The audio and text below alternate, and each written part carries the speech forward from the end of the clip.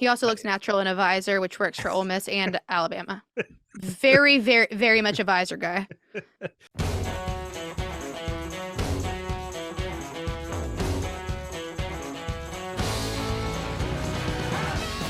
Welcome to Fringe Element here on the 440 Sports Network. My name is Braden Gall. You can follow me on Twitter at Braden Gall. Mine's Aaron Dugan. You can follow me on Twitter at the Aaron Dugan or Instagram Aaron_Dugan. It feels kind of like one of those it just means more type of episodes, like last week, lots of power rankings, depth charts, where teams could actually finish in the standings, offseason rumors and stuff like that. Great episode, by the way. Thanks to Michael Bratton and Stephen Lassie for hanging out with us. So go check out the early, never too early power rankings episode. But we got like coaches stealing other coaches from teams. We got recruiting drama with the Florida Gators that is amongst the dumbest shit I have ever heard of. And also like maybe the future of our sport. We've got players getting arrested. We just have like transfer portal coaches stealing players from other teams. Like it just feels like one of those episodes, Aaron, It is one of those. It's like it just means more. It just means more drama. I enjoy, look, we got two coordinators potentially at Alabama, so we'll talk about that. We got Ole Miss acquiring pieces, like stealing them from Auburn, stealing them from LSU, stealing them from Alabama. Lane Kiffin just stealing stuff from folks. Mm-hmm. You got a player getting arrested at Georgia. Obviously, the Jaden Rashada stuff. David Waters going to join us from Gators Breakdown a little bit later on in the pods. Who's going to give us sort of like not really the latest on Rashada, because I think the story has kind of already played itself out. But right. like, what does it mean for Billy Napier and for the organization for Florida moving forward? How do the fans really view that whole situation? We've got contract extensions that are paying coaches $8-9 million a year. Just so much stuff in the SEC to get to. And again, David Waters is going to join us from Gators Breakdown a little bit later on. Aaron, so much fun stuff to get to, so much drama. But before we do, of course, Fringe Element brought to you by. Fringe Element is brought to you by J.E. Dunn. If you're looking for a low drama environment, a workplace that doesn't cause havoc on your mental health, but in fact does the opposite, J.E. Dunn is the place for you. Where your career just means more. How about that? Right. J.E. Dunn does have lots of money, but the SEC seems more money, more problems. J.E. Dunn, still lots of money, seemingly less problems than the SEC this past 7 days. If they sign a contract to promise you $13 million, they will, in fact, go through with paying you that $13 million. $5 billion in annual revenue. I think they've got 13 mil lying around. Like, right. They can buy quarterbacks. J.E. Dunn can do that. Apparently, Florida Gators boosters cannot, but J.E. Dunn can. Top 100 healthiest place to work in the United States. If you are looking to make a change in your career, and it doesn't even have to be out of like your field. If you're in marketing, if you're in communications, if you're in design, if you're in social media management, construction, doesn't matter what you're in. If what you want to do is work for somebody who cares about you, then go check out J.E. Dunn. Click that little career tab button at the top there. Check out what they've got. They've got offices all across the Southeast, all across the country, and tell them that 440 sent you. So obviously, don't forget that part. Yeah, don't forget that part. All right, so Ole Miss has two new quarterbacks in the portal and a new defensive coordinator. Alabama has no coordinators. Arkansas has 3 new coordinators we haven't really talked much about because that was a big deal. Georgia got 2 huge portal commitments, which happened a long time ago. One of them got arrested as far as wide receivers go. And, of course, the whole Jaden Rashada saga, we have not talked about it much on the pod, so we'll discuss a little bit more on today's episode because I think it's more about, what does this whole episode mean for college football moving forward? But let's start real quickly with Josh Heupel getting an extension. Okay. Up to $9 million a year, Aaron, through 2028. And really the only, first of all, Shane Beamer got a big one a couple of weeks ago up to 6.5. He got a $4 million raise from 2.5 to 6.5. Hugh Freeze, my favorite part of this entire story. Hugh Freeze at $6.5 million is now the 10th highest paid coach in the SEC. The 10th highest paid coach. 10th. Josh Heupel at 9, Lane Kiffin at 9 are still behind Nick Saban, Kirby Smart, Jimbo Fisher, and Brian Kelly. And extensions aren't really worth the paper they're printed on. You can still just be fired. It changes the buyout a little bit, but basically you can still be fired or hired or you can leave or whatever. The But firing can be as sweet as the hiring in terms of dollar signs. So if you get fired in the SEC, take your $13 million and go have a Mai Tai somewhere. Well, we will be discussing both Jeremy Pruitt and Dan Mullen today on the show potentially. So talking about coaches getting fired.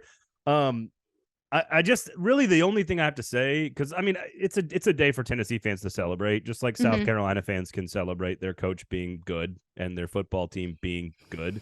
I think it's more about like if you want to complain, there's always a lot of complaining about the professionalization of our sport. And I think a lot of people point to like name, image, and likeness, which obviously caused a lot of problems at Florida, and transfer portal and free agency and all this stuff that happens. But like, I don't know, man. I think the hay's been out of the barn on this for a long time.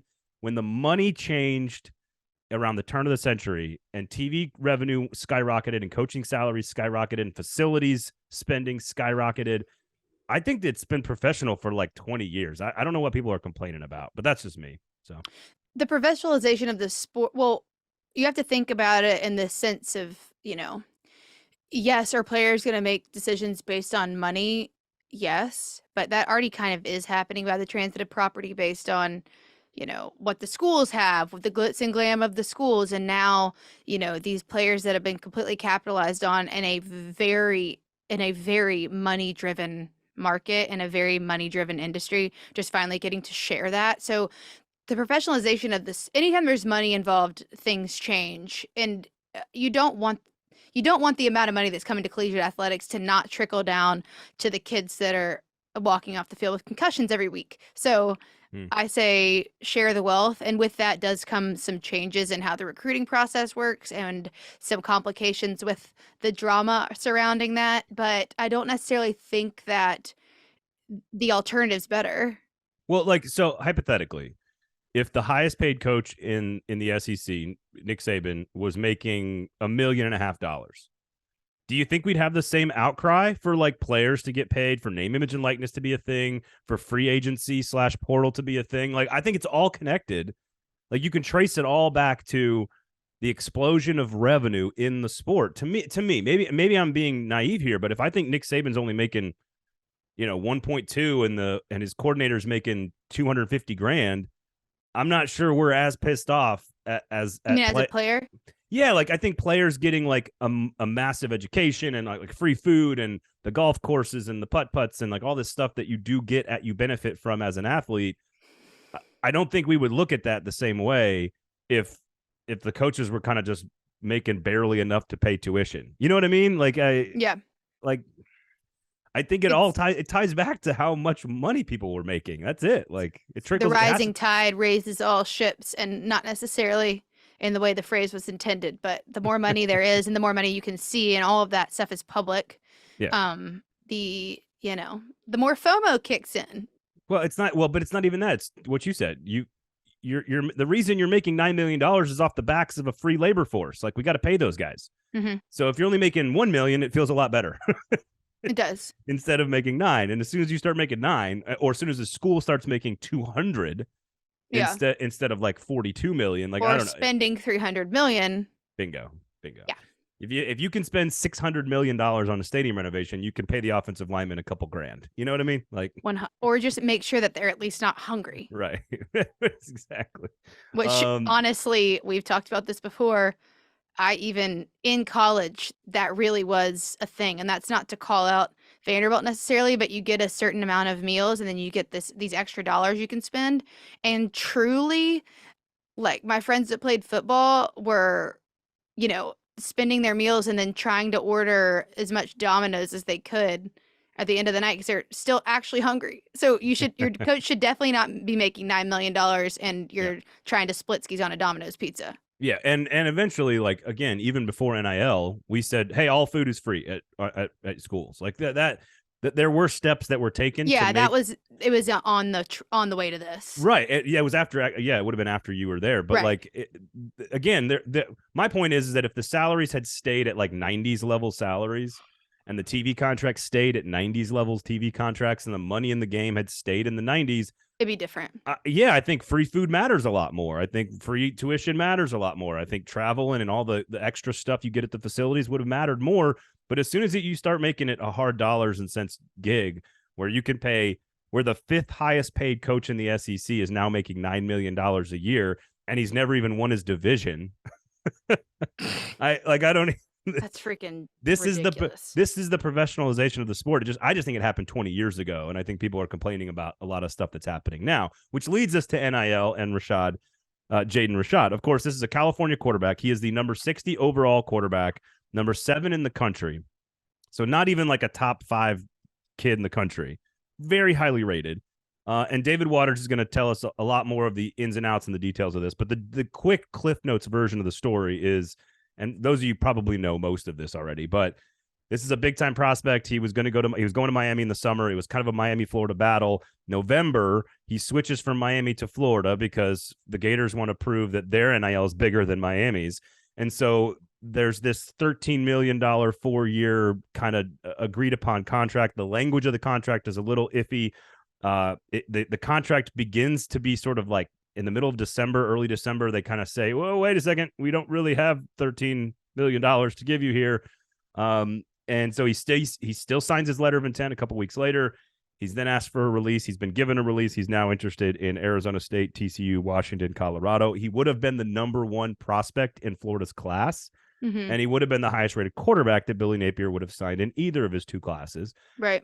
So it's like obviously important for Florida, but it felt like it was more like ego collective in the state measuring contest. Yeah. Than it really was about the specific player. And I'm curious what you think about this, because there's like market forces at play, right? Boosters have been spending, absurd and not accurate amounts of money on players for a long time, like without like business ROI, right? Right. So we're gonna give stacks of we're gonna give stacks of money to players because we love them. You played well on Saturday, right? Now businesses are expecting like ROI on this, but that's also going to run headlong into the people who just have so much money that it doesn't matter. So I don't know, like this is my takeaway from all this. This ain't the first time, it ain't the last time, and it's going to get a lot worse before it gets better, in my opinion. That's your takeaway on this particular situation is, tell me what you think about this specifically.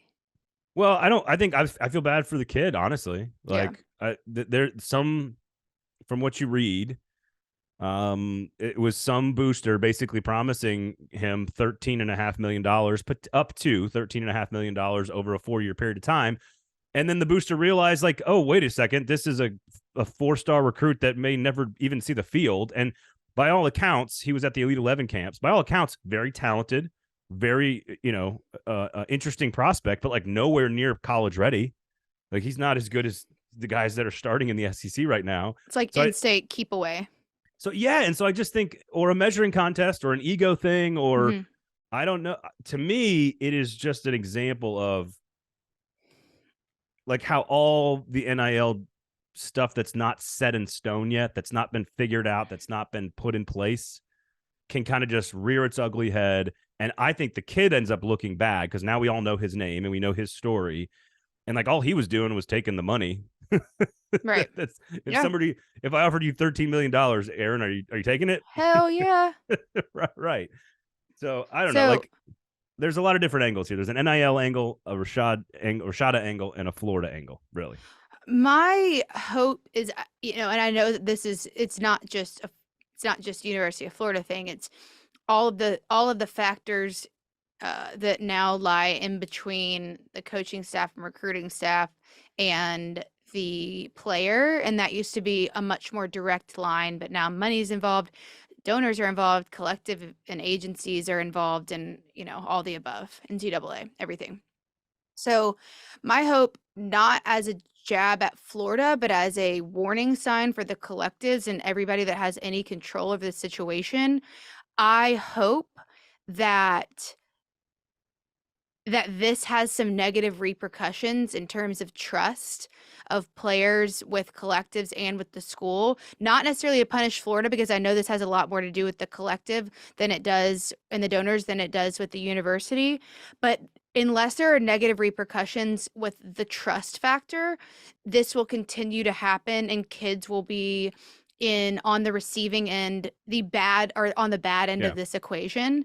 So I hope that it causes kids to question where they're going and that the collectives and thus the universities kind of suffer from treating somebody like that. Otherwise, there's going to be kids committing families and individuals depending on this kind of money, and then it'll just get taken away in an instant, and that's not what this is supposed to be about. Well, and again, he asked Florida for his release. Florida said basically okay. So like between him and Florida, the university, not a whole lot of drama here. This is exclusively about these third party people. And here, what about contracts too? Think about your first job out of college. Like when I signed at rivals.com for $20,000 a year, like I had no clue what was in that contract. I probably should have known more, but I was like, and I was like 23 and had a degree and still probably don't know exactly what was in that contract. Right. So I don't know how a 17-year-old could fully understand the legal ramifications of what could be a pretty complicated document. So again, what this all tells me is that this is like, to me, this was like the logical conclusion of where we are at with NIL. With some sort of garbage like this that makes the kid look bad, not his own doing, makes the school look bad, not really their doing. I mean, they probably there's probably conversations happening where there's probably some nudge, wink, wink, like, oh, we like this guy. Yeah. I mean, it's sort of in-state rivalry ego driven because there's no freaking rules and there's no guidelines and Congress can't act and the NCAA can't act and the SEC can't act. And it's just, I think we're going to see more of this nonsense before it gets better. There's a lot of talk online too about what's the NCAA gonna do and when are they gonna step in? And it's like, guys, we saw them literally just sit on their own hands or turn their head away from problems for decades. If you think that the NCAA stepping in to do something is the right solution or is what's going to happen that's going to make an effective change, you've not been paying attention. No, they've had opportunity. They've admitted it. Like there's people inside the building that. Well, they kind of had to. Yeah, they were like, oh yeah, we knew this was coming. We could have addressed it 25 years ago, and we didn't. So, well, they also could have. Yeah, never mind. yeah. Or they could have done a million things. David Waters is going to join us from Gators Breakdown coming up in a few minutes. So he'll give you even more into like what does this mean for Billy Napier? What does this mean for the quarterback situation? It means Graham Mertz, is the transfer from Wisconsin, is going to clearly be your starter, which I think was going to be the case anyway. But what does the fan base feel right now about Billy Napier after, the same exact record as Dan Mullen and same kind of recruiting as Dan Mullen? And now you've got this weird kind of story that everyone in the world knows about. When a story like this breaks through the sports ecosystem into like my wife knows about it, then we know we're like it's permeated the surface. It's gotten into her timeline. You know what I mean? And like that's not the only certain things get into the wife's timeline about about NIL shit. Yeah, it's far reaching when she doesn't wake up in the morning and be like, hey, did you see that decommitment from Miami? Like that's not part of her. That's not really her thing. Yeah, she probably hears enough just from you downstairs, even with the door shut. I mean, if you're a Gators fan, there are things to look forward to. I mean, I think that with some exciting and like good players coming in the next couple of years. There's a quarterback out of Texas in 2024. Yeah, I think David actually is going to talk about him. So okay. So I was not on the David. Yes, David will sort of address the whole Florida thing again. There's bigger questions about Florida. I don't think this is a Florida problem. I think this is an NIL, NCAA, legal, Supreme Court 2023 problem. Which started with a dragging our feet as the NCAA problem. Right. And when you know what, I'll do it for a second. Dragging your feet as the NCAA. And then when you drug your feet so long, you had state you had laws put in place that turned over the thing that you were not making headway on because you didn't want to. And then when which actually made it worse sometimes. Right, because when states start signing it into law, you did not have time to prepare and like fully for what was about to come. And because you drug your feet, now there are more growing pains and less things figured out than there would be had you strategically done this in a timely manner. I believe the parable is build your house on rock, not sand. Yes. I think there's something in there. I think there's a story in there that doesn't involve cutting a baby in half. I think it's about, Or don't wait for a tornado before you build your house. Just go ahead and build it so when the storm comes, you're ready. Yeah. With brick. Not straw. Speaking of commitments, J.E. Dunn committed to you, baby. jedunn.com is the website. Make sure you check them out. All Fringe Element stuff brought to you, of course, by J.E. Dunn. Make sure you're following us on the Twitter at 440 Sports. And on the YouTube page, you can watch Erin sitting in her coffin talk about the NCAA, which I think is apropos, actually. So, but speaking of commitments, Walker Howard, 5-star recruit, one of the best prospects in the country 2 years ago, goes to LSU. He is going to Ole Miss. He's the number 5 rated quarterback according to 24/7 Sports in the portal. I'm not sure I'm buying that. I think he's actually better.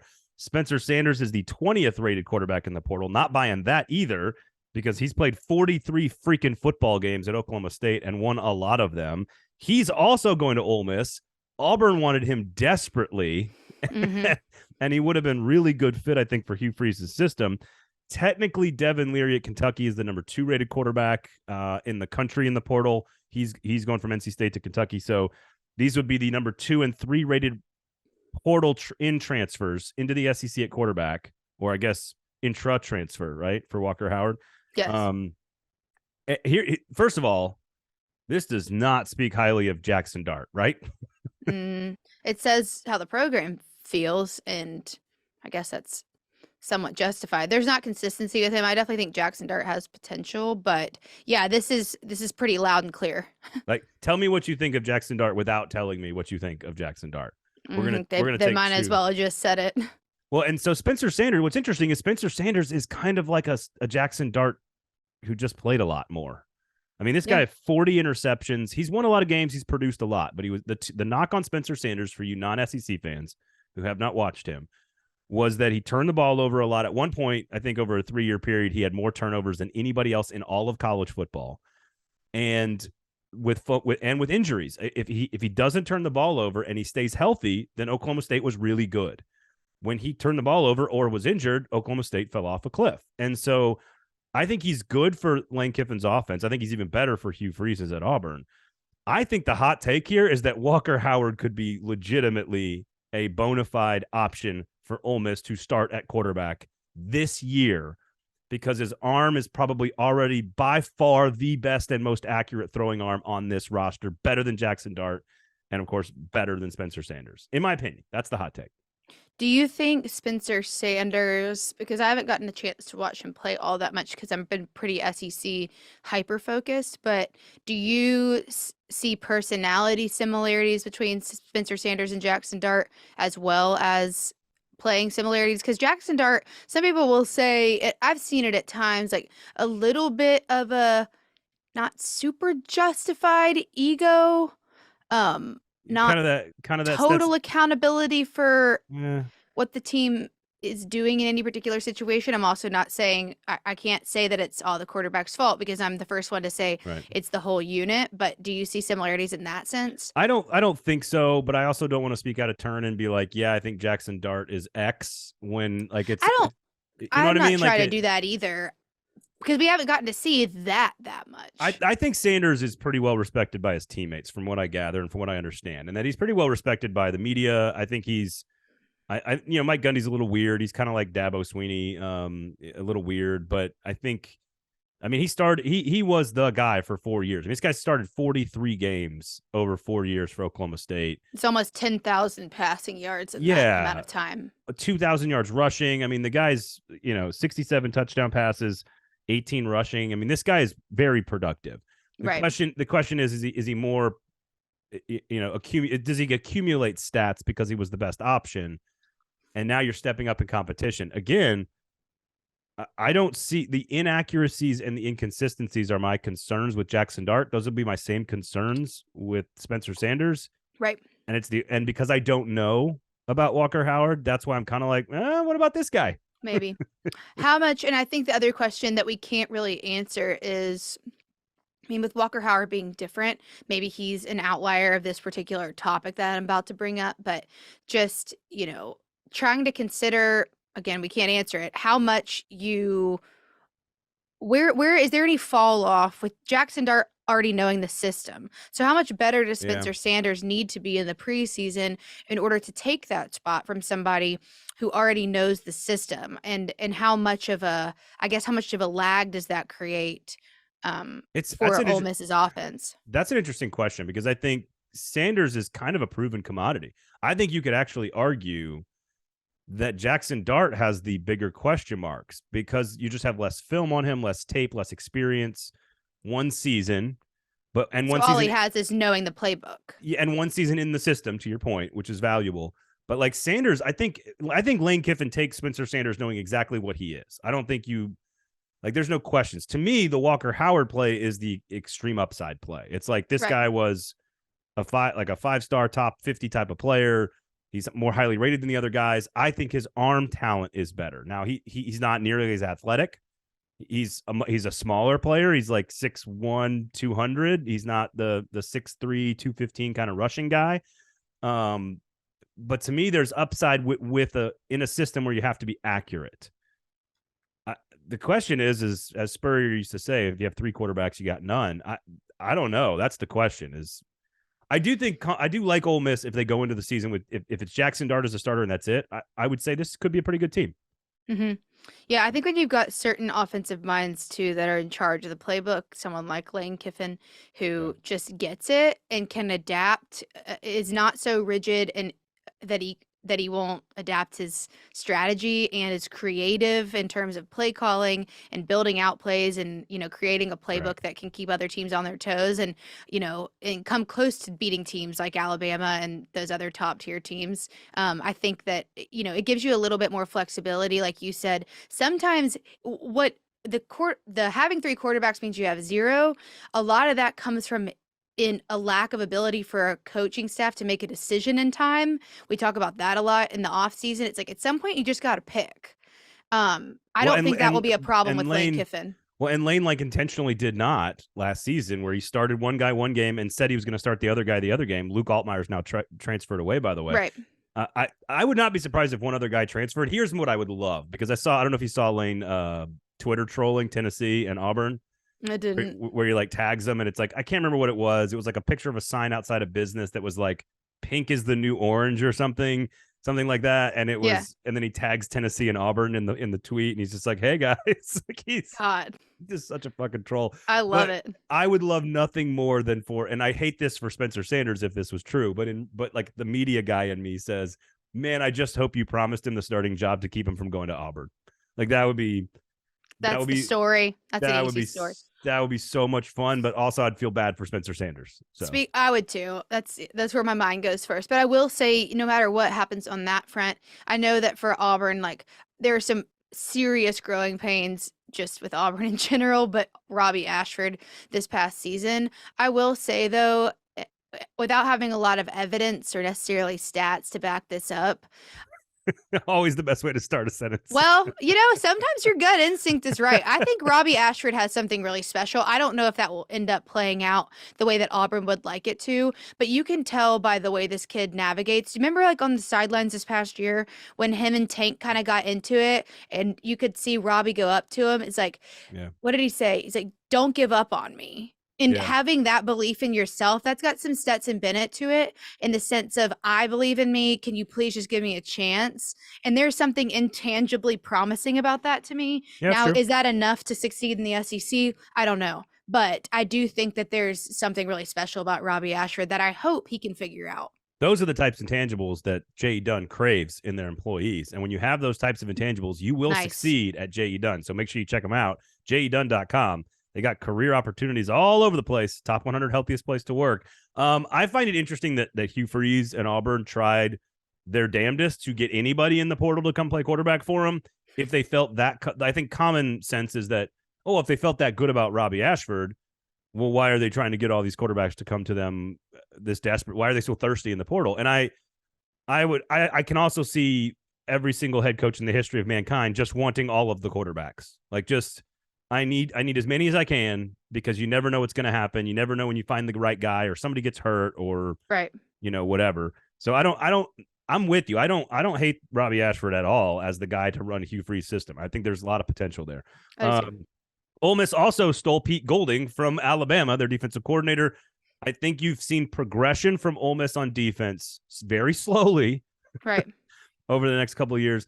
I think Alabama fans, they've kind of been okay losing Bill O'Brien. They've kind of been okay losing Pete Golding.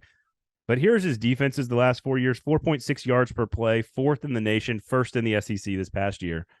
4.77 yards per play 2 years ago, 11th in the nation, 3rd in the SEC. In 2020, the year they won the Natty, 5.0 yards per play, 20th in the nation, number 2 in the SEC.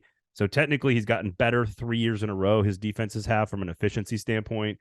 His first season, 2019, 4.8 yards per play, 15th in the nation, 2nd in the SEC. Top 20 scoring defense all 4 years. I don't think Pete Golding is as respected as Jeremy Pruitt or Kirby Smart or some of these other guys that have been there, but his defenses have been pretty damn good. I think the fans are happier Bill O'Brien is gone, and I do think while he may not be good enough to win national championships and be as good as Saban wants him to be, I do think it's a hell of an upgrade for Ole Miss. And I think Ole Miss is getting 2 transfer quarterbacks and Pete Golding in the same week. I think Ole Miss has won the week for sure. Yep. 8 5-star. I mean, you rattled off a lot of stuff there, but just the amount of 5-star recruits. No, it's okay. That Pete Golding's been able to bring in is very good at his job in that sense. Also very well known for his ability to make connections with families and players, which is at the heart of recruiting. Although money has become a factor, making sure that somebody understands your talent and is on your side and sees you for the player that you think you are is, I don't know if it can trump thinking you're going to make $13 million, but it is very valuable. And I think we're you're seeing right relationships play out and how heavy of a hand they have had in program success. We talk about Josh Heupel, we talk about Shane Beamer, and just what they've been able to do. And then you see the lack of that in someone like, Dan Mullen, who it just wasn't working, So there's a lot to be said for that. And I think all of this movement says a lot about, even though Lane is a troll on Twitter, Lane's also a relationship guy. He's smart. He gets it. Yeah. So I think you're great. I think you're absolutely right. And you make a great point to point out the recruiting. It's not just that his defenses have been great at Alabama, or at least really, really good. I think it's that he's also been a great recruiter. Again, he also looks natural in a visor, which works for Ole Miss and Alabama. Very, very, very much a visor guy. That's funny that you noticed that. I love that. What's interesting is that, again, it's not like one man's trash is another man's treasure. That's not. I don't think how this should be viewed. But I also can understand that while maybe you're not good enough for Bama, he left on his own accord, just like Bill O'Brien left on his own accord to go be the offensive coordinator for New England. I do think Pete Golding was not long for the job at some point in the near future, and he decided to get out ahead of time and had a really nice landing spot. And I think it's a great hire by Ole Miss. I think it's a good move. So I think Ole Miss has had one hell of a season. Now, this brings us to the offensive coordinators at Alabama, which, of course, Bill O'Brien has left. Now, 24-4, 41 points a game, and a Heisman Trophy. Okay. Not terrible numbers, but people hate the guy. But what's interesting is you got Steve Sarkisian, who's now the head coach of Texas. Then you had Lane Kiffin before that, right? Now the head coach at Ole Miss. Then Steve Sarkisian, head coach of Texas. Then Brian Daboll, who I did not have a ton of confidence in, but has turned out to be brilliant. Went to be the OC at the Buffalo Bills and is now the head coach of the Giants and totally fixed Daniel Jones in 1 year and has them in the playoffs. Then you have Mike Locksley, who's the head coach at Maryland. And now you have Bill O'Brien, who's the head coach at or the offensive coordinator at New England. When I'm long story short here, those are the last 5 offensive coordinators for Nick Saban. They've all gone on to have elite jobs afterward. So the job should be extremely highly sought after. And if I'm Should Nick be. Saban, I'm going big here, man. Like Dan Mullen, motherfucker. Like Cliff Kingsbury. Like, give me the biggest dude possible. Come on in and run my offense. Why not? Jeremy Pruitt, come on down if the NCAA will let you. Come on down. Does Dan Mullen like have a consistent TV gig though? He looked pretty comfortable on TV last year. He looked pretty good, but he's got the buyout money. Pruitt doesn't have the buyout. You know what will make you a lot of money? Being fired as an SEC head coach and being hired by Disney. Yeah, that's true. Also, ESPN contract and a buyout, you're sitting real pretty. I think Cliff Kingsbury's buyout was like $12 million, and apparently he's just like on a boat in Thailand right now. Sick. That's what I would do. That's exactly what I would do also. But so the reason I bring up Kingsbury is because when Mike Leach passed away, and I did a lot of talking to coordinators about like what was the best way to evolve Mike Leach's system to be even better, because that's what's being played right now in the NFL and at the SEC level. And the guys, almost everybody said Cliff Kingsbury was the guy who did it. He's the guy who added the power rushing attack and got it to be balanced, and he figured it out with Johnny Manziel at A&M. He was the coordinator there. He figured it out at Texas Tech, and I think Kingsbury is like, why not? If you're Alabama, dude, like who else? Like Joe Brady, go for it. Like, yeah, this is Alabama here. Like they could lose both coordinators and end up better next year. I mean, you just can't. If you're underestimating what that program could do, again, you might be paying as much attention as someone who thinks the NCAA can fix the problem. Yeah, exactly. So Jeremy Pruitt could be an option. Apparently would be welcomed back by Nick Saban. But there could be some NCAA violations. He's currently also with the Giants, I believe. So it's more about like the show cause, and is he allowed to actually, like, he could be hired as the coordinator and like not allowed to recruit. Like that'd be weird, right? Yeah. So, Mrs. Pruitt's definitely not allowed to go recruit. The other name, Glenn Schumann, of course, is the Georgia co-defensive coordinator. He used to be at Alabama. He's a big name that's going to get a lot of run on this. And the name I'd go after, I'd go super big here. I'd go Cliff Kingsbury and Jim Leonard, and I would hire like the hottest offensive and defensive coordinators in the world, and Nick Saban just be like, all right, Kirby, let's go, baby. Yeah. I mean, Kirby's the big dog right now. You got to take him down. I know. I know that Saban probably won't stop until he does it at least one more time. Oh, there's no way he doesn't win another title. He's not and he won't go out before he does. He's going out on a win. Although that's a really hard thing to do, because when you win, you want to keep going. But I just can't see Nick Saban ending his career on anything but that. So let's say Kirby does the three-peat. Never before done does the three-peat. And then in the four-peat, Nick Saban whips that ass. That's where I could see him saying, all right, man, I got my 8th ring, and I just ended the 3-year dynasty. I think if he does it this year, which would be impressive with Ty Simpson and Jalen Milroe and 2 new coordinators, and I mean, I think it's still Georgia's conference, but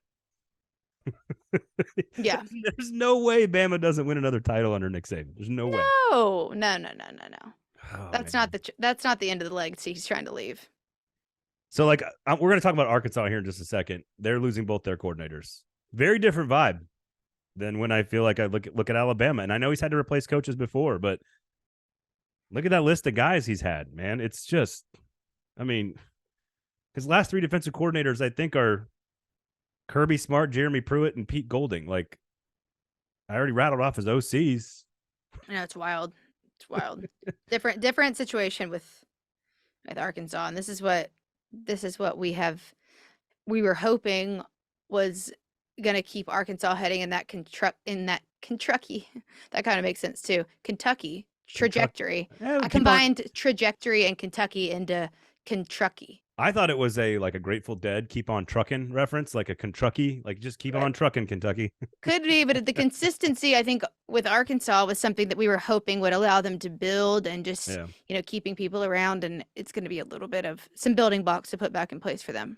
Yeah, well, I have no real concerns about Alabama's ability to fill their coaching staff. Arkansas is a different story. And I think you're right to point it out. Now, first of all, by the way, David Waters coming up in just a second, covering the Florida Gators and everything from Jaden Rashada to the depth chart to the quarterback situation and to recruiting.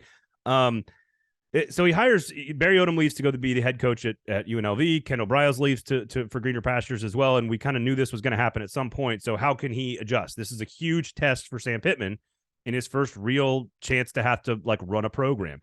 And Travis Williams is hired from UCF along with Marcus Woodson to be the kind of co-defensive coordinators. I think many people view that as a successful hire. Williams' defenses at UCF were solid. He's a linebacker from Auburn, pretty well respected in SEC circles. Pretty good defense 2 years ago, not as good this year, but they won 10 games. And so I think that's as good as I think he could have done on that side of the ball. We just got done talking about like big names, Dan Mullen, Cliff Kingsbury, all this other stuff. Dan Enos, not one of those names. This is one of the weirdest moves I've ever seen. And I remember when it happened. He's the head coach at Central Michigan, and he left to be an offensive coordinator at Arkansas under Brett Bielema in 2015. And his offenses got progressively worse. His offenses have kind of gotten progressively worse everywhere he's been. He's the guy who, remember, was at Alabama and kind of ghosted Nick Saban, supposedly, reportedly. It was in 2018. Yeah, to leave to go to Miami and like didn't really tell anybody. There was like a big hullabaloo. Hullabaloo? I do not know. I'm not going to lie. A brouhaha. A Donnybrook. I think those are more like fights. But anyway. Miami, then Maryland. Right. And they had a very good, efficient season. The quarterbacks at Alabama, but that was, Tua and Jalen Hurts. Right. With Alabama players. Maryland did have a very efficient passing attack, one of the best in school history under Dan Enos. So it's not all bad. He's very experienced. He knows the region. He knows Arkansas. It just doesn't feel big-timey at all. And to me, this is all about, can Sam Pittman show us that he can overcome this type of adversity as a CEO sort of offensive line head coach, right? Mm-hmm. I do trust that there's something that maybe isn't popping to the forefront of my mind with this hire that Sam Pittman sees. You have to imagine that there is, at least in his mind, something that is not coming to the forefront of mine. And so if you press yourself hard to figure out what he is going to bring, what would you say? And then what does Arkansas lose with losing Kendall Briles? I think Kendall Briles also, kind of like Bill O'Brien, was pretty good, but at times frustrating for fans. Yeah. Mm-hmm. I agree. I think the thing that if I'm Sam Pittman, there's two things that I know Dan Enos brings to the table, I think. And that is getting efficient quarterback play. So maybe making KJ Jefferson just a little bit more efficient.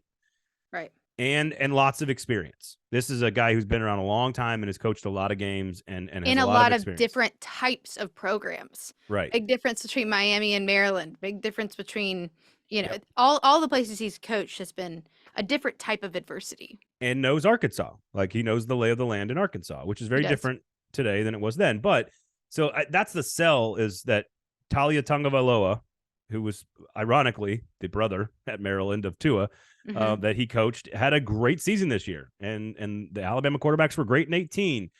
But there's sort of this weird, like, oh, he left the head coaching role to be a coordinator. Did he leave Alabama the right way? He then was fired by Miami. Like it hasn't really been smooth. Right. For him. And it doesn't feel, it also feels like Dan Enos was like ready to go. As soon as Kendall Briles was gone, like this didn't take a long time. This wasn't like a long, prolonged search. This was like, oh, hey, Dan Enos, come be the OC. I got you ready to go. So I'm just, I don't know if it's going to work out. I think they're going to be fine this year. I don't know long term, but this is more about, is Sam Pittman capable of this type of overturning program building stuff that we just need to see from him? We just have, he could be great at it. We don't know. We just haven't seen it. Right. Exactly. So there you go. There's that. Ray Thomas arrested for a felony at Georgia. I'll let you do the reading if you want to read about it. Whoopsie. It's not like the worst, Aaron, but it's not good either. That's all I can say. The worst in SEC arrests is not a bragging. No, but I'm you tired don't even want to be close to that. I'm just tired. And maybe I'm doing this, and speak to this if you want. It's your right to. Because I'm just tired of trying to dissect like disagreements between man and woman that I just can't, like, I don't understand. I don't understand the behavior. I don't understand the desire. I don't understand I don't understand how people's brains are working. I don't understand. And because I'm not there and I'm not in the room, I don't want to pretend to understand. And it's just, I don't know. Apparently they were like stole each other's phones and were yelling at each other, and the police showed up. And I don't even, I don't know. I'm too tired to talk about it. That is all you need to know. Stop being fucking crazy. Everybody. There you go. I think that is a great place to end it. All right. When we come back, David Waters from Gators Breakdown is going to give us all the latest on what the hell is happening in Gainesville. David, welcome to the show, man. Always good to see you. How are you, sir? Pretty good. Man, Gators Breakdown. Yeah, there's never a dull moment in Gator Nation is the moniker, and Braden, it lives up to it every day. Oh, there's stuff happening in Gainesville right now? There's things going on. I do want to talk about the program, about where the roster is, sort of year one, kind of quick State of the Union, Billy Napier, and then move forward with it. But obviously, we want to get into the soap opera and the minutiae and the details of the Jaden Rashada situation. And I don't need you to recount every single date and the decommitment and the commitment and everything else. I just am curious, like, who does this fall on? I think the player is probably being treated unfairly by the media and maybe by fans. So who do the fans blame in this situation for how it's all played out? And in your opinion, who's actually to be blamed for how this whole thing is played out? Yeah, probably got to lay it out a little bit. You know, he did decommit from Miami, committed to Florida, and that was in November. And then December 7th rolls around, and, you know, whatever NIL contract he has is terminated by the Gator Collective. And of course, you know, you see that, well, okay, why is the Gator Collective terminating the deal? Well, the money wasn't there. Apparently, you know, the money was promised, and the Gator Collective did not negotiate the contract. That negotiation was outside of the Gator Collective. They just they used their template to come up with the contract. So the reported $13.85 million deal was say, hey, this is the number that's supposed to be in the contract. And the Gator Collective trusted that number with a representative that they had worked with plenty of times before, had no reason to question it. So, all right, and then December 7th rolls around, and hey, this money's not there. And whoever promised that money was like, no, that $13 million, that's not happening. So the Gator Collective at that time on December 7th decided to terminate the contract. Well, December 21st rolls around for early signing day, and Jaden Rashada still signs with Florida, even though that deal was terminated. So you go back and look at it. Okay, well, what we're told was we're going to work it out. Yeah, we'll terminate the contract on December 7th, but we're going to work this out. We'll figure it out. Negotiations will happen. That's the world of college football right now. In NIL, the term negotiation is a legit term now, and that's what's going to happen. So they thought it would get figured out. He still signs with Florida, and then, as we know, it never gets figured out. That $13 million. Look, one player is not worth $13 million. So I know we've all heard of the numbers out there for NIL and certain. Iamaleava at Tennessee, and the reported $8 million, I think is So 13 million. That's a huge jump for anybody. I mean, if I go back to 2006 and Tim Tebow's a high school recruit, revisionist history says, okay, he's probably worth $13 million. Sure. In 2006, he's coming in as a true freshman. I'm not paying Tim Tebow $13 million. Well, and I think that's part of what's so interesting to me is that I don't like if I'm an 18-year-old kid and somebody offers me up to, even if it's just up to $13 million, it wasn't even necessarily exactly 13, but up to that number. Like, of course, me and my family are going to say yes to that. My issue is you have all these different forces at play. Like, boosters in college football have been overspending the value of the player for 100 years. Like, this is not a new thing. I mean, boosters don't expect ROI when they were giving players stacks. When Fred Taylor's getting stacks, like he's not returning any of that investment to the booster except for on the football field. Now there's actually some business investment that's expected out of that. But again, even then, if you got enough money, it's no different than buying a Maserati instead of buying like a Camry. You're doing it because you can. And so that force is at play. But then there's also this other force that says, I mean, this is not, like you said, Nico Iamaleava is the number one quarterback, number one player in America. This is not even necessarily like Miami's top quarterback commit. He's a really good talent. He's got a lot of ability, but these are 50-50 propositions on players of his caliber, and he's got a long way to go. He's not a freshman starter at Florida. Like what force at play led them to the I guess I don't even know what the question is. Is it just like the Gators and the Miami and the Florida State in-state like rivalry that led to this, or do they really actually believe that he could have been the savior of the program? No, I don't think that. And I do think narrative probably played a part in this. Florida, Miami had a ton of battles going back to the summer and the fall of, who's going where and what commit can they get. And Jaden Rashada, that was a true battle. It was a true Florida-Miami battle in the summer. Right. He chooses Miami there in the summertime. But even when he committed, I was like, hey, don't give up on this one. He still likes Florida. He loves Billy Napier. He loves Ryan O'Hara. He's still going to talk to Florida in the coming months. Miami has some issues on the field. They're not winning ball games. That conversation ramps up a bit more. And look, I don't even think when he flipped, from what I can gather now, when he flipped from Miami to Florida, there was an NIL negotiation going on in place, but it wasn't, hey, here's $13 million. Right. This is going to flip you from Miami to Florida. No, he was very interested in Florida anyway. May have even been the school he wanted to go to in the first place. Miami's NIL deal early on blew Florida's out of the water. He commits to Miami. Florida figures it out. But when he flipped from, in November, flipping from Miami to Florida, it's not, hey, here's $13 million, come flip to Florida. That's not how it happened. Is there any sense as to why the money wasn't there? Like again, if Yellowwood guy wants a quarterback at Auburn, and even if it's a dumb business decision, he can still just write the check for $2 million a year to a quarterback, and it probably does. It's a rounding error in old Yellowwood's bank account. So I don't where'd the money go?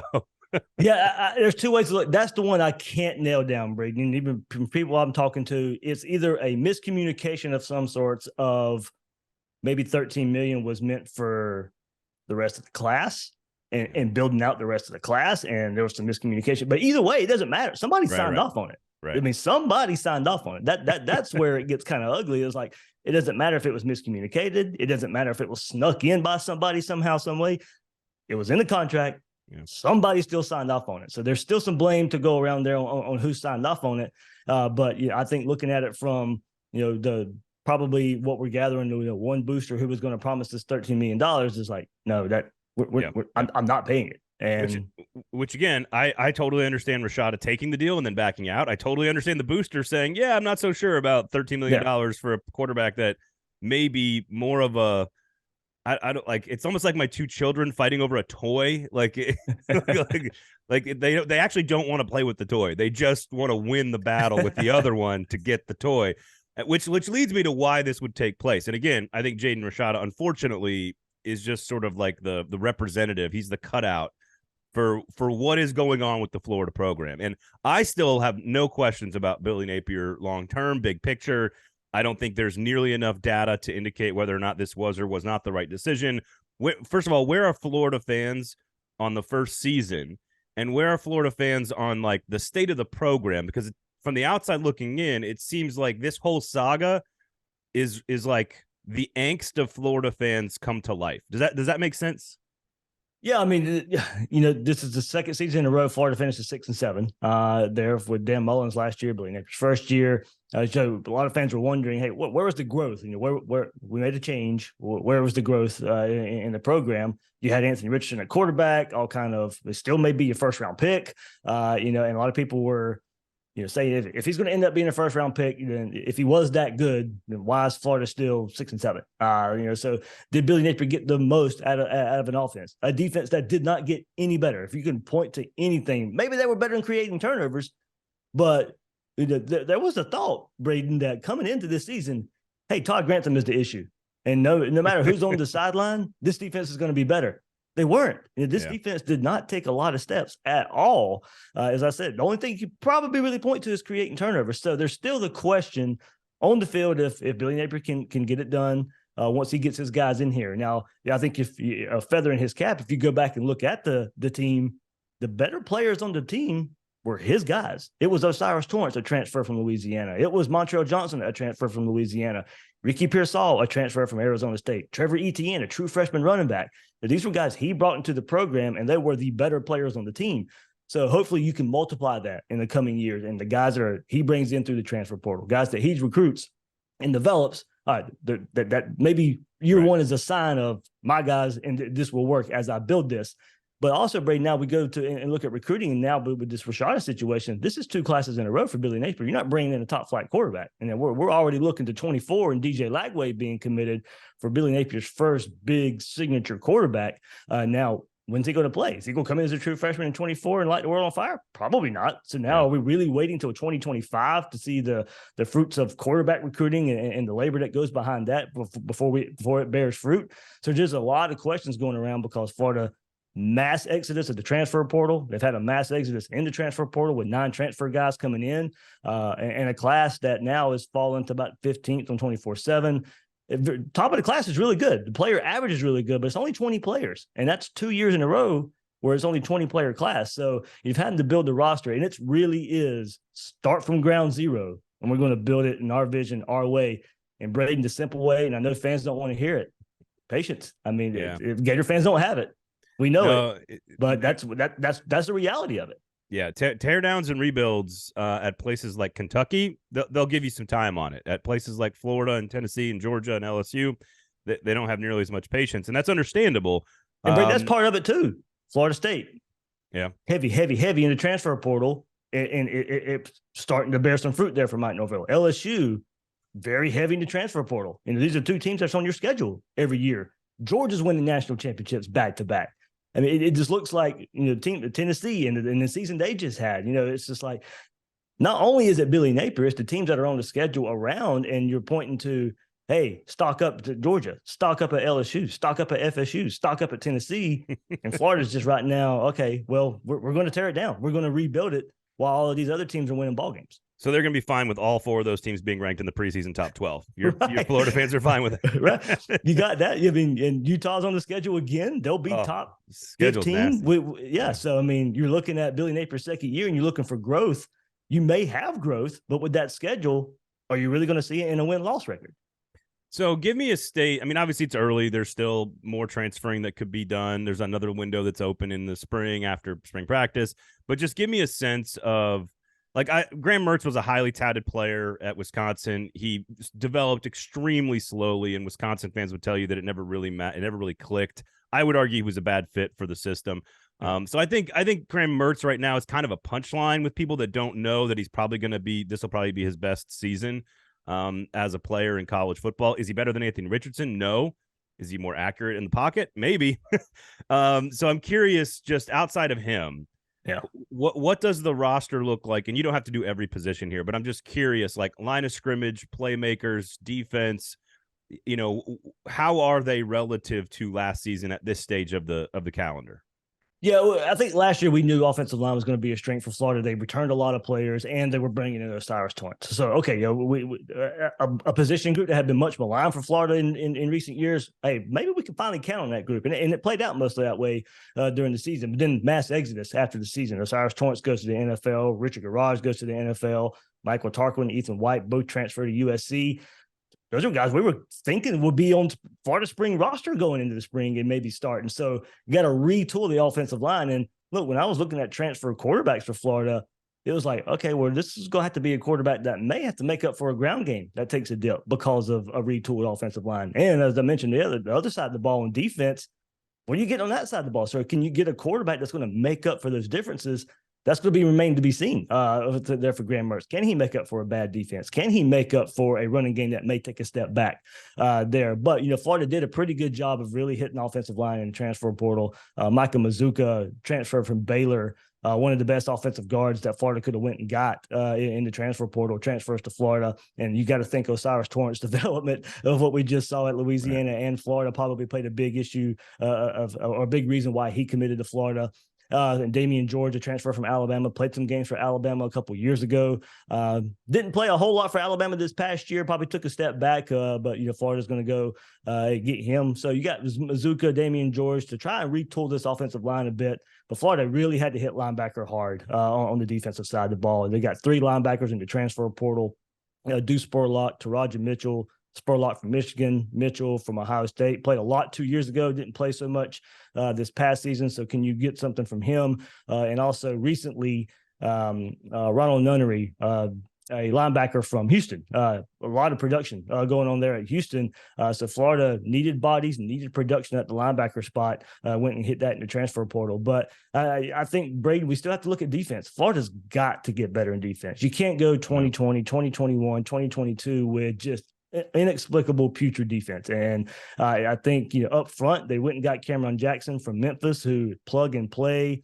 Need to take over for Jervon Dexter and some of his production, but maybe even elevate the play of the defensive line. So they knew the issues in the trenches up front on defense and in the linebacker spot there for defense to help make that secondary better. Florida still got talent in the secondary, but they need help up front to help that talent in the secondary, and they really hit it hot and heavy on the transfer portal.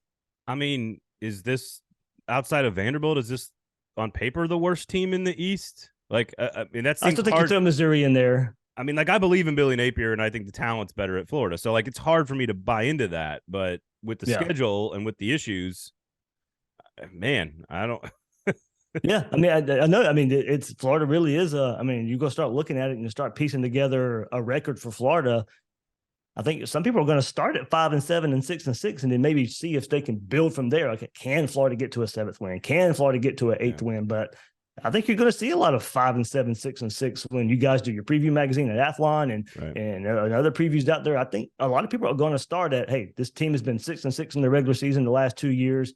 That's probably where people are going to start them when they start looking forward to Florida. And as you said, so much hangs on how much better can Graham Mertz play from Wisconsin and how much better can he make the other 10 players on offense around him. I like Missouri, what they've done this year. I do think I lean Florida in that, although we know how crazy that rivalry is just on the field, all on the field itself. It's one of the most bizarre games that, like, nobody in America really, like, knows to watch every single year.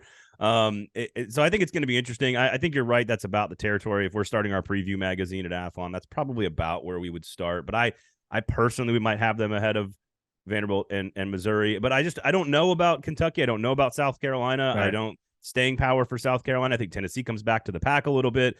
I guess if they are in that 6, 7, 8 win range, and 8 is obviously on the high end, 6 on the low end. Does it matter? Does it matter how it looks and then recruiting in terms of evaluating Billy Napier? Because again, I don't want to miss the forest through the trees. Like, how bad was the situation when he gets there? Richardson's only there for a year. Like, there's a lot of reasons why this is going to take longer than just one season. Yeah. Record's going to matter, but a lot of the fan base is looking for hope. That's one reason you got rid of Dan Mullen, because there was no hope left. He was not going to recruit his way out of his style of building a program. We brought Billy Napier in to Florida to recruit much better. Now, the first 2 classes, if you want to go by pure recruiting rankings, it doesn't look like it's any better. So you're going to have to start maybe looking for that 24 class. And it is off to a good start, as I mentioned, with DJ Lagway, Miles Graham, Chauncey Bowens, those 3 guys. Very good start. But a lot of fans are going to say, hey, that's what they're going to look for if the record is 6-6 again. What does that 24 class look like? Because that's what's going to show hope. Okay, as you mentioned, we know the early issues he's dealt with. There's been a whole lot of roster movement. He's deciding to go from ground zero and build it all up again. But the only way to build that is through recruiting. And so I think the worry comes, Braden, if you are 6-6 again, and this is the 3rd season in a row, you're 6-6. Does that hurt what you're trying to build in the 2024 class? And it's first-year head coaches, the results on the field probably don't matter because you're trying to sell a vision. But the further you get, you got to start producing results. And because opposing coaches are going to start using it against you. If you can't win ball games, why would you go there if you can't win, if you can't get developed? Year one, it's not much of an issue. But the further you get away from year one, results on the field do start mattering some. And on purpose or otherwise, making promises to recruits that you don't follow through on, never going to go over well on the recruiting trail. Whoever's fault it is. Right, exactly. No matter whose fault it is, it's not Billy Napier's fault or whatever, but we know Kirby Smart. We know Mike Norvell. We know everybody's going to use this against, hey, why would you go there if they can't promise their NIL deals? So it's another hurdle that Billy Napier is going to have to jump over on his way building recruiting classes. Kirby doesn't even have to, but Mike Norvell will use everything that's on the internet that's ever been designed to try to help. If Gators fans have not followed you, gotten involved with Gators Breakdown, please tell everybody where they can get involved, because I absolutely huge recommend for all Gators fans out there.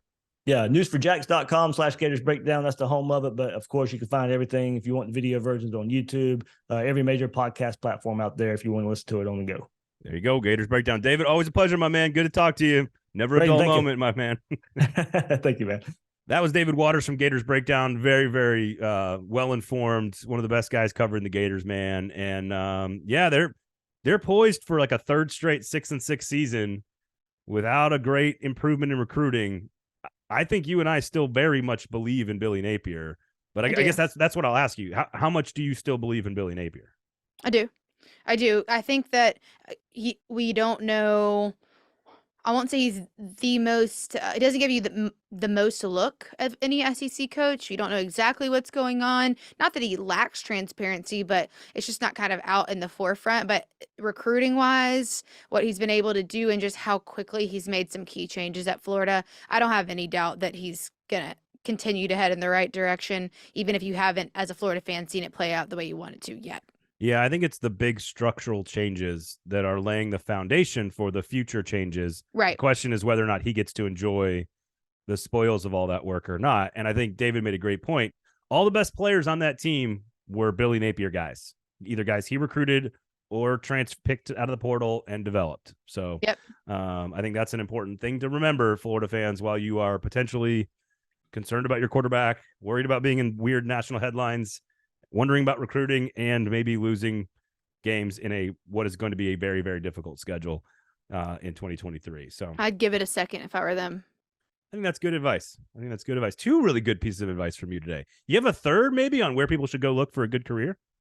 I think I would go to Jaden, which has this is all across the country. Is their bark is not. Wait, I'm about to say that wrong. I was gonna say they don't. I got this. Hold on. Wait for it. Unlike Florida collectives, they do not overpromise and underdeliver. In fact, they do the opposite. There you have it. As my 4-year-old would do. Took me a second. As Damn. my 4-year-old would do. Dad, brain exploding. What's that mean? Oh, brain. I thought you said rain. Yeah, brain. I'll be like, hey, we're gonna watch Star Wars and eat pizza, and she's like, Dad, my brain is exploding. It's like That's version awesome. it's her version of like, this is freaking awesome or whatever. I don't know. I love that. Marin is a gift. No, it's Bennett. That one's Bennett. That's the little one. one. Oh my God, Bennett's 4? She turns 5 in a couple months. Turns 5 in like 3 months, 2 months. When did that happen? How old's Marin? There was a pandemic. Marin turned 7 in October, so okay, we got a long way to go. We got a long way to go, dude. That really I'm a fully formed 40-year-old parent now, dude. You are. I am. jedunn.com, a fully formed adult organization. Place to work. Yes, a fully formed adult organization. They know how to hire coordinators. They don't get arrested. They don't overpromise. And they always overdeliver. jedunn.com, of course, is your place to go check it out. Go check it out, man. Just check out the little career tabs. Click the little button. $5 billion in annual revenue, 25, bunch of offices around the SEC, of course, top 100 healthiest place to work. You can get to Aaron where?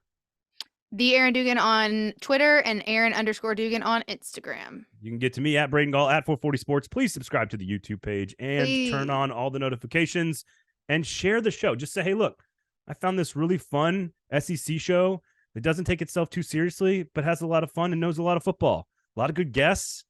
You know, this girl always tells this guy that he's an idiot. It's a great show. I didn't do that this episode, but yeah. You did not. So go share. Normally a theme. Share the show with somebody. Just tell somebody about it. For Aaron, I'm Braden. Thanks for hanging out. We'll talk to you guys next week. This has been Fringe Element on the 440 Sports Network. Later.